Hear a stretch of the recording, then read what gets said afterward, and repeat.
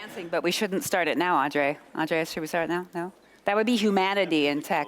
You have so many Andres these days. So many Andres. Yeah. So warm welcome, everyone. I love that Sandrine and Andre set us up to talk about humanity, because we don't talk about tech for the sake of tech, it's tech for the sake of what? And as I was thinking about kicking off this panel, there's a quote from a woman named Martha Lane Fox, Baroness Fox from the UK, who last time I spoke to her reminded me that today is the slowest day of the rest of my life, until I don't have a life. And I think about that's the context in which we are going to have this conversation. So I want to start off by asking you all about the state of tech, power, and innovation in Europe. If you think it's a 5, you'll raise your hand down to 1. The state is bright, 5. Tech innovation, 5. Come on, raise your hand. No, it's because no one agrees with me. Okay, 4. 3. Ooh. 3.5. 2. 1. Okay, so slow. The state of tech adoption. Eva Medel said maybe we shouldn't focus so much on innovation. Maybe we should really focus on doing what we do well, and that's adopting technology. Adoption, 5, 4, 3, 2, 1. Pessimistic. Okay, so here's a or just truth, yeah? So here's the last question. Should Europe think about a plan to go alone on technology? Yes, we should have a plan to go entirely alone, or no, that's just a crazy idea in today's world. Yes, we should have a plan to go alone. No, we need global partnerships. Okay, so I'm gonna quickly be human in this, and I want you each, Andre, tell us a little bit about the arc of your career, from the time you wanted to be an astronaut, but in 30 seconds, to what you're doing now. Go. Well, I was born in '72, so I was at Apollo 15. So I wanted to be an astronaut. I ended up to be a Cessna 172 pilot, so you can do whatever you want.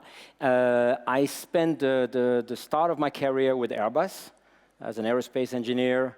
Then I went to the dark side of the force, which was venture capital. I spent 10 years in China, which is very important for what I do today, realizing how an authoritarian system wants to use competitiveness, economy, and technology to promote its value. And I think we should not say China, we should say the Communist Party of China. That's the real enemy. And I had a short stint when Macron was elected in France as the special advisor to the Minister of Defense. That's where we heard about DARPA, and realizing and probably connecting with the theme of today, positive future, is that we should not despair. We are in a much more terrible situation than we think. Okay, we'll get to that in a minute. We'll get to that in a minute. We can reshuffle the cards, so that's what we'll... I know him well, so I can be a little pushy with him.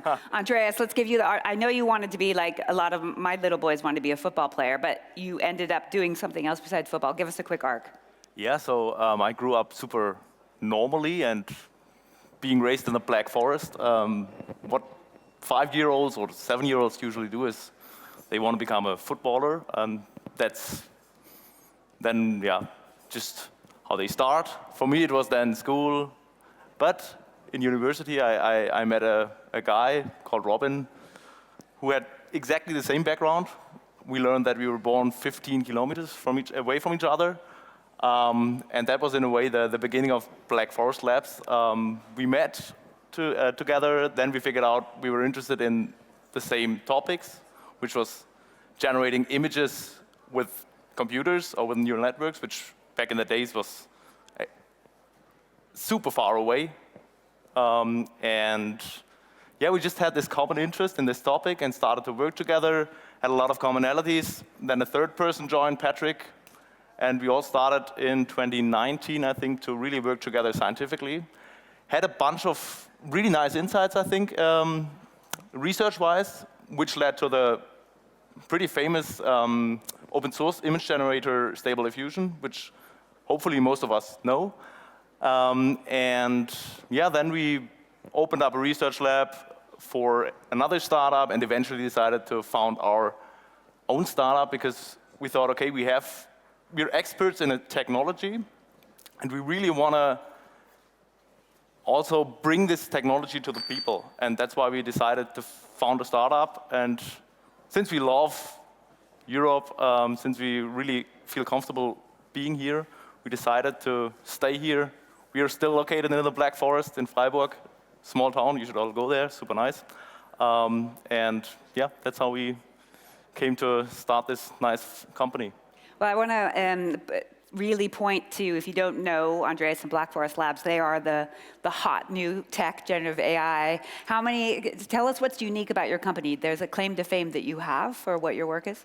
Oh, yeah, media says we're building the world's best text-to-image generator. I agree.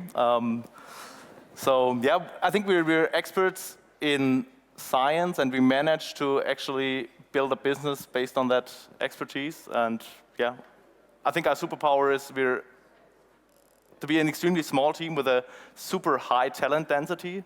We're competing with players like OpenAI, Google. They all have text-to-image generators, but for a specific reason, ours is better because we just have an insane density of talent in our small team. We have assembled a team of world experts, and not only over like 1 year. We've grown this naturally over 5 years. And I think that's really where we shine. And we do this from within Europe. And the vast majority of that researcher team are European persons. So they're from Europe, some Germans, some from France. And it's really like, based on that, I think you see how much potential we have in Europe. We just need to convince the people to found here and not to go to the United States and found there. Yeah, so one of the interesting things why I'm glad you're here and talking is not only the extraordinary potential of your company and how unique it is, but one of the things we hear time and time again about tech innovation is that a lot of talent leaves for other places, and you're making a commitment to stay in Europe right here, right? Yeah, exactly. Yeah, stay in Germany. Okay, Andre, I'm going to turn it to you, Florian.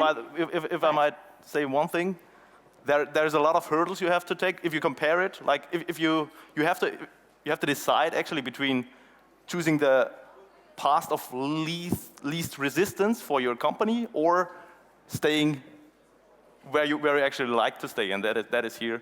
So there's a lot of I think, yeah, bureaucracy and things. We're always talking about it. I don't want to open that hole, but it's really people who have tech expertise. They are forced between a decision: do I want to stay here?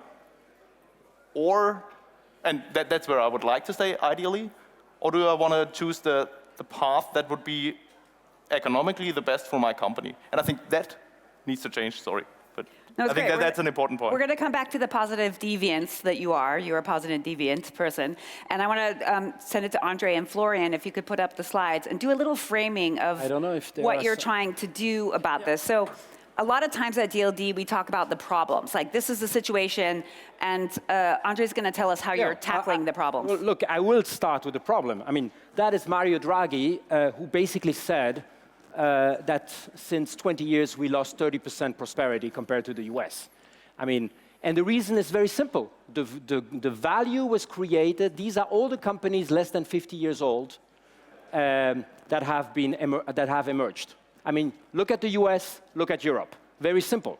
And where it gets really challenging and connecting with the good ancestor future of democracy, we have been saying since a couple of years, technology is becoming political. I think what is unfolding under our eyes right now is crazy, how much Musk is becoming a political person. So both our economy and our societies are at risk. And that is Europe. I think who is not appalled right now about the lack of reaction of, for example, what goes on in Greenland? I mean, do you think it's normal that there is just an associated territory with the EU that somebody is just bullying and there is zero reaction? There is very little reaction to the decision of Zuckerberg, who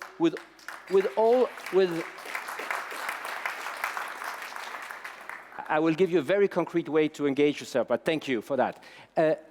I mean, the defensive part of Europe, we will have the DSA play out. That is not a strategy. We are all waiting that Trump is coming on 20th of January to solve the Ukrainian crisis. I mean, we are really a boxer that is just getting one hit after the other.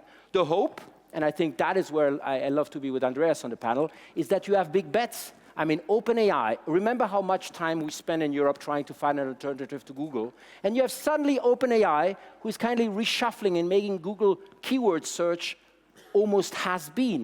DeepMind is now completely changing the way drug discovery is done. So a huge risk opportunity for big pharma. BYD is currently killing the German auto industry.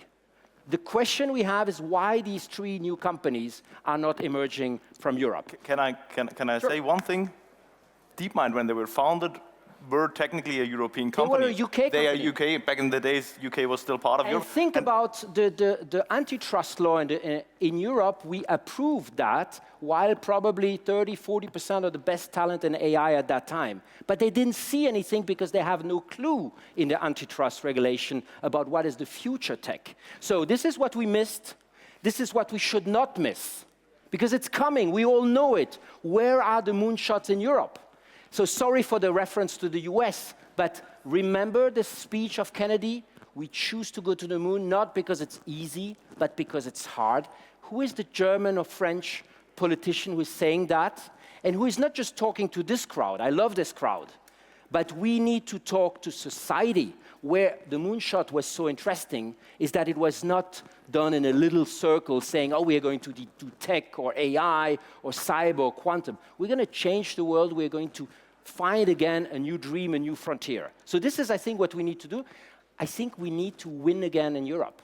And frankly speaking, I have lost any hope on politicians. I hope some of them will prove me wrong, but I think it's up to us, civil society, not just the tech world, to really create this movement. So anyway, so if you want to join, I think the force is strong here. Join us, you can see how to find us. He can't help it. He's a natural organizer, movement builder. So I want to go to some really concrete solutions, right? Problems. Andreas, you can wave a magic wand. What's an easy thing that you would change? I think I would simplify it for startups, or for founders, for tech founders, to just like build out, cut down bureaucracy. And this is, of course, like known, but if you go to the US and tell people that a founder, after having incorporated the company, needs to sit at a notar and just hears 12 hours of notar reading founding documents to them. That's just one example. Okay, so one example is we get rid of notars. Low-hanging fruit? Sorry, are there any notars in the room? No, okay. Focus all our efforts on AI and energy. I mean, this is the big roadblock. And if we find a way to do closer to, is it homomorphic encryption? Is it new AI models? Is it the future of LLMs? That's where Europe should focus on. How do you recombine democracy and technology? I mean, there is a whole system to reinvent. We need to rethink big in Europe, and that's what the whole world is also waiting for. They're not waiting for our lessons. They're waiting for us to show the way. Materials.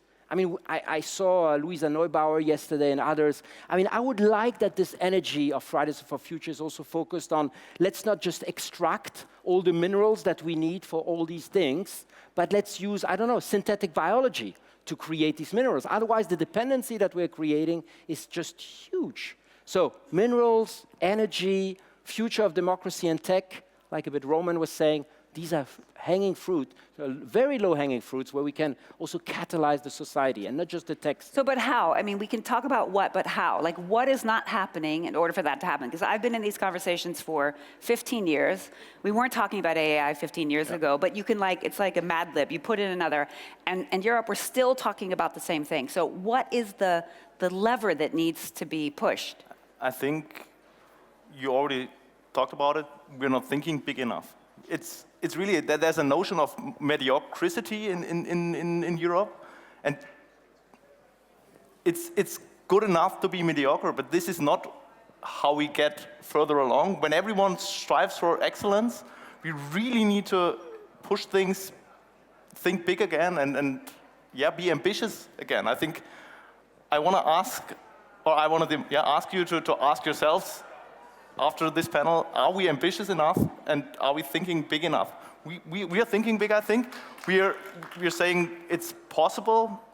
Many people say, okay, Europe now lost also on AI. I don't think so. There's language modeling. There the US American startups and companies are super far away, but there's other dimensions. There's audio generation, there's image and video generation, and there we actually have super nice, like really moonshot startups, I would call them, 11 labs from Poland, us, Black Forest Labs from in Germany. So we are thinking big, and we believe that it's possible to build this stuff also in Europe. That's only one thing. There are other really nice experiments, but we really need to be ambitious again and learn to not be mediocre, be ambitious, really put all the effort we have into these things, and then we will also regain, that's a pattern of, or a topic of this conversation, independence, because we saw that for silicons, for instance, we are dependent of other large players, right? We totally missed out on micro semiconductors and things. This was one wave of innovation that we missed out on. And if you see where the most money currently is made and the largest companies are located, it is actually in those sectors. Internet was the next thing, actually invented in Europe, but completely monetized and in the US. The next wave will be AI and maybe nuclear fusion and all these things, but certainly AI. And there's the chance that we don't miss out on that one. This will be the infrastructure of 25 years. Now everyone talks about, oh, we need to build chip manufacturers and things.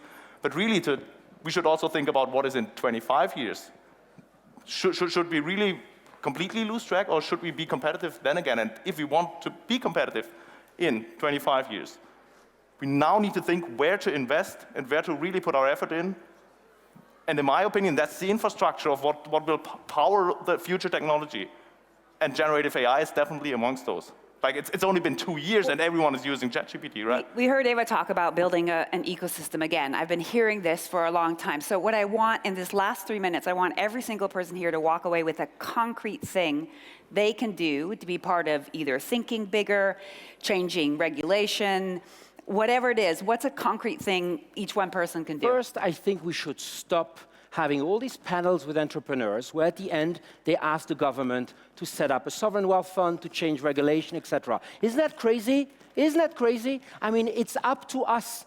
I'm always amazed to see the most liberal people in France and Germany, my two home countries, that are at the end, expecting Macron and Scholz to change everything. First, these guys, a little bit less probably for Macron, but even have little clue about the next big thing on technology. So one, don't expect everything from government. Let's do it.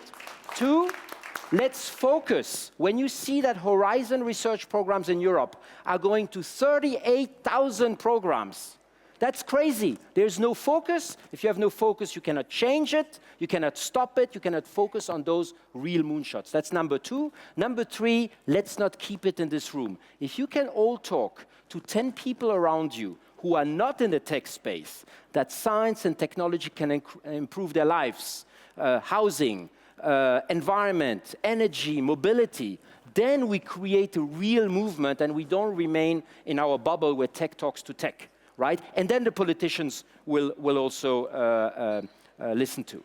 And then last but not least, we need to again have a societal challenge, and I'm very worried that the US are going to have a couple of these moonshots. I mean, it created incredible wealth, this Apollo program. We need to have our own vision, but probably not driven by government, but by civil society. I think it's a very, enlightening, and it's a new renaissance for Europe. I believe in it. Yeah, so maybe we should move from we need to this is how we are going to, right? There's a lot of we need to, and this is how we're going to.